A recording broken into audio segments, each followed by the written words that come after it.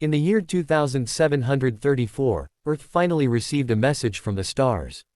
For centuries, humanity had sent signals into the cosmos, hoping for a response. When it came, it wasn't a greeting.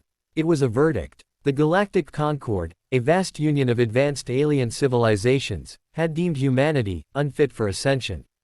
They had been watching from afar, observing our wars, our environmental collapse, our endless conflicts.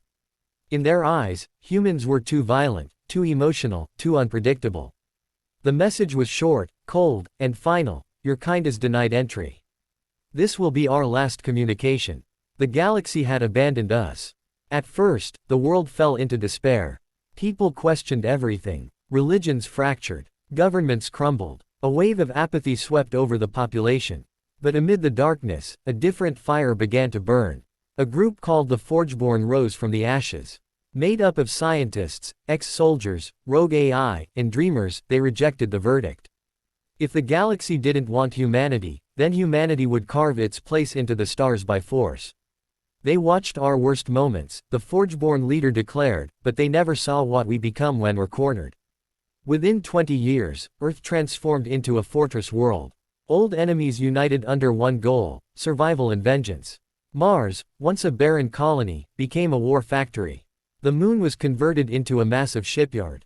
Jupiter's moons housed research stations where forbidden tech was developed: gravity weapons, time-splitting engines, dark matter bombs.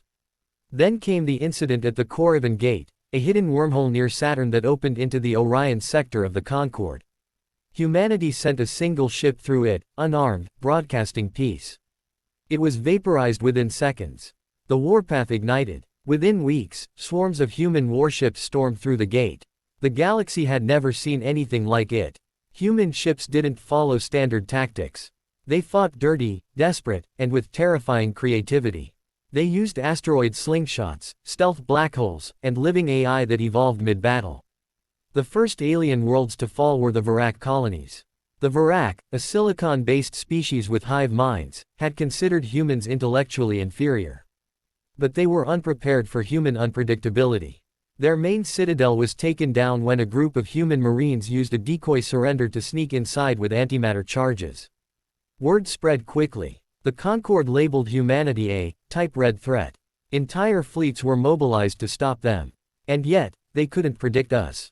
Every battle became a horror story. Humans weaponized psychology, exploited diplomacy, turned Concord members against one another.